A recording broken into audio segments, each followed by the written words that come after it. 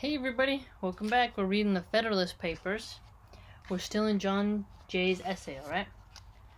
Under the national government, treaties and articles of treaties, as well as laws of nations, will always be expounded in one sense and executed in the same manner, whereas educations on the same points and questions in 13 states or in 3 or 4 confederacies will not always accord or be consistent, and that as well from the variety of independent courts and judges appointed by different and independent governments as from the different local laws and interests which may affect and influence them.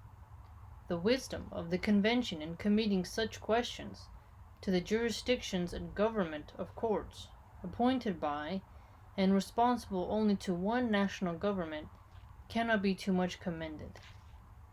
The prospect of present loss or advantage may often tempt the governing party in one or two states to swerve from good faith and justice, but those temptations not reaching the other states and consequently having little or no influence on the national government, the temptations will be fruitless and good faith and justice be preserved.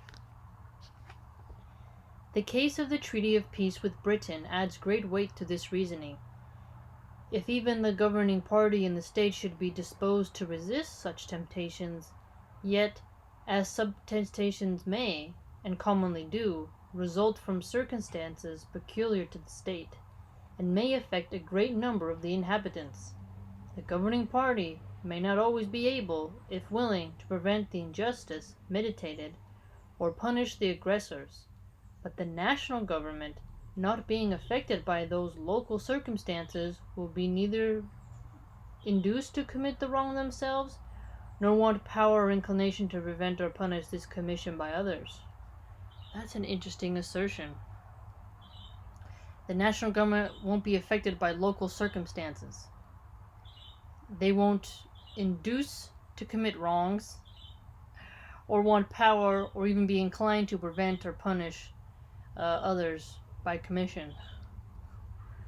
So far, therefore, as either designed or accidental violations of treaties, and of the laws of nations afford just causes of war, they are less to be apprehended under one government than under several lesser ones, and in that respect the former most favors the safety of the people. As to those just causes of war which proceed from direct and unlawful violence, it appears equally clear to me that one good national government affords vastly more security against dangers of that sort than can be derived from any other quarter. Okay, wow. Direct and unlawful violence. A good national government is going to provide more security against unlawful violence he's contending. Yeah, right. What happens when, it's the federal government, right, pushing you in? Then what?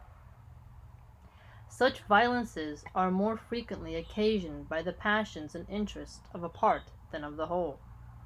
That's what a faction, of one or two states than of the Union.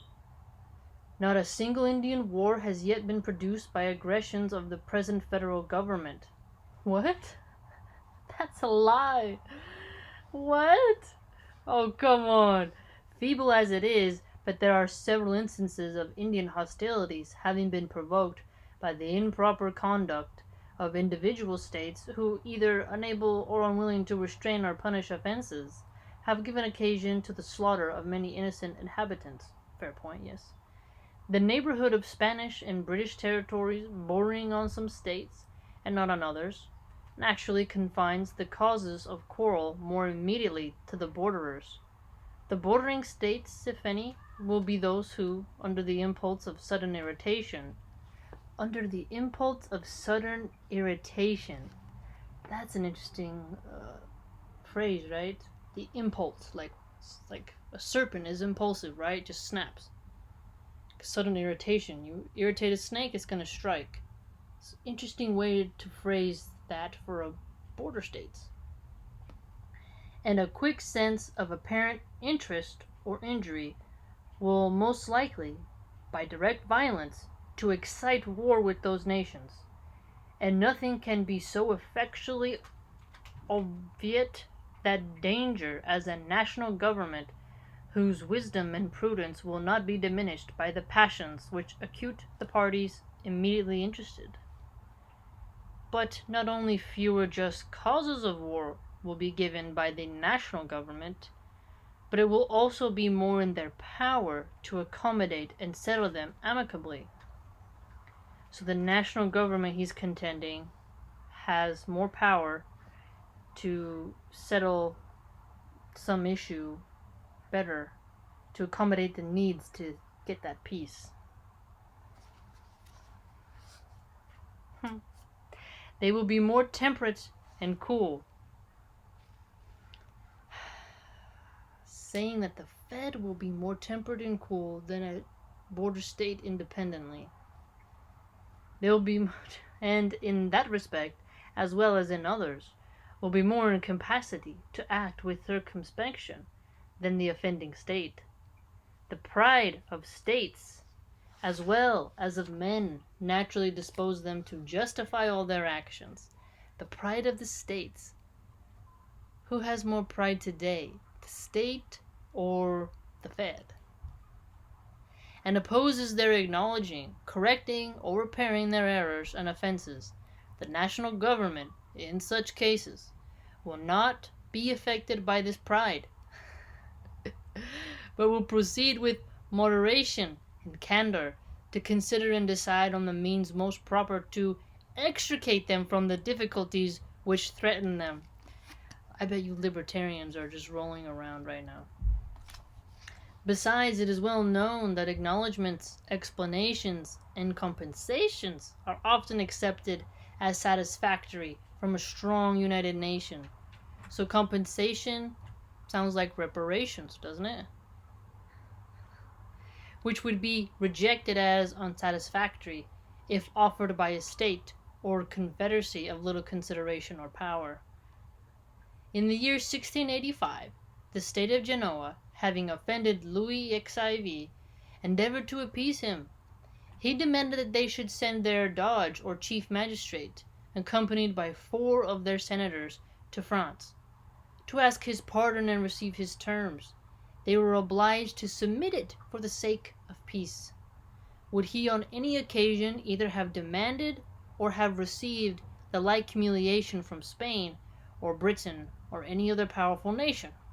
Publius. Oh my goodness, man. That dude's dang.